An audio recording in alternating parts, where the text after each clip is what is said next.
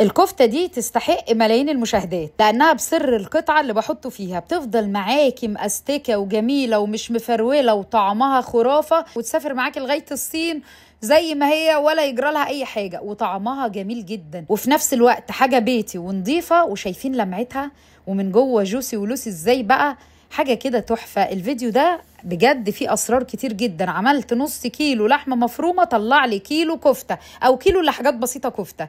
ما يلا بينا نشوف ايه السر اللي انا بضيفه على كفتتي وباخدها معايا في المصايف وفي الرحلات وفي اي مكان وبتطلع معايا بالمنظر وبالجمال ده ازاي. يلا بينا على الحلقه. اول حاجه انا هعمل نص كيلو لحمه مفرومه. جبت نص كوبايه برغل وغسلته كويس جدا وسبته يتنقع نص ساعه على جنب. خلاص في الخلاط بقى جبت بصلايه كبيره حلوه كده وهنزل وهضربها الاول قبل اي لحمه او اي حاجه عشان اللحمه بتاعتك تتفرم. لازم تتفرم لوحدها من غير اي لحوم عشان اضمن انها اتفرمت. جبت بقى البرغل يبقى يا جماعه مش خشن قوي، ده كان خشن شويه فضايقني. البرغل اللي بطلبه من العطار المفروض بيبقى ناعم. خدته صفيته من الميه وضفته على البصل وهنزل عليه بقى بقطعه بانيه او قطعه صدر فرخه. هو ده بقى سر التماسك اللي بيخلي الكفته معانا مأستكه وجميله وبتبقى بصي ما تفرولش ولا تفك منك ابدا على السيخ. ضربتها مع البصل ضربه كمان وحته ليا صغيره، ونزلت بقى باللحمه المفرومه وعليها فصين توم وملح وشويه بهارات كفته او بهارات مشكله مع شويه فلفل اسود وبابريكا.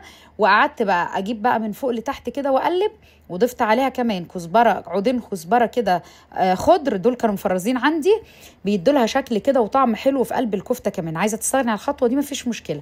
وقعدت اضرب فيهم كتير جدا جدا في الكبه لغايه لما يندمجوا، ونزلتهم من الكبه. قعدت اعجن فيهم بايدي كده عجن كويس لغايه لما تفتل معايا وتعمل لي الفتل دي. ده كده يبقى هي تمام مش هتفك معاكي ابدا.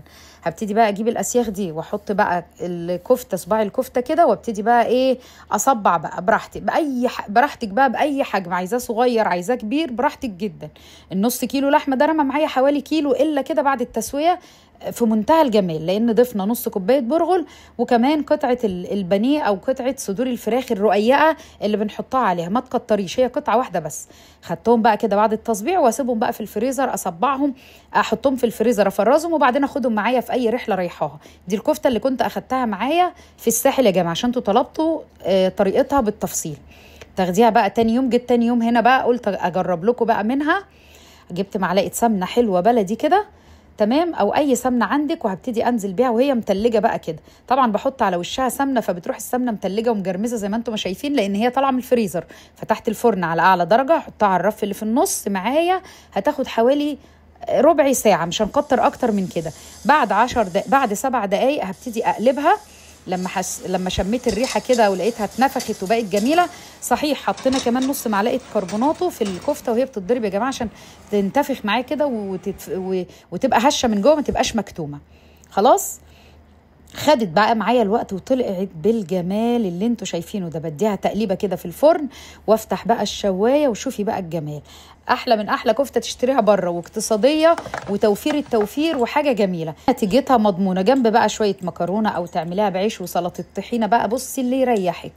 حاجه روعه. ادي كفتتي قلت اعملها لكم كده في فيديو لوحده عشان طلبتوه مني وقلت لي لما نزلت فيديو تجهيزات المصيف طلبتوا مني البرجر والكفته.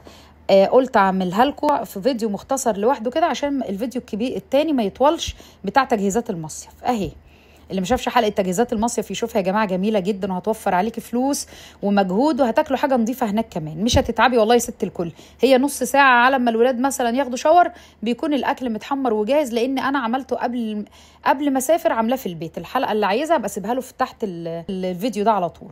بصي جمالها جميله جدا جدا ومش مكلفه ولا مجهده.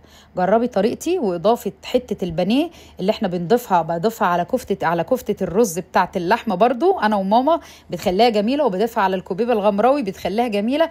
ده سر استكه اللحمه وما تفرولش معاكم. وجبت لكم لقطه من الكفته وانا عاملاها في الساحل زي الفل اهي معاكي، تسافر تروح معاكي اخر الدنيا. يلا وتعيشوا وتعملوا الحلو كله. ويا رب يكون الفيديو عجبكم. ما تحرمونيش من كومنت حلو زي قلبكم وشير عشان الناس تستفاد بالوصفه. وما تنسوش تدعوا لاخوانكم ربنا ينصرهم ويطعمهم ويسقيهم ولا يرينا فيهم سوء. والسلام عليكم ورحمه الله وبركاته. اغلى واحب اخوات ليا.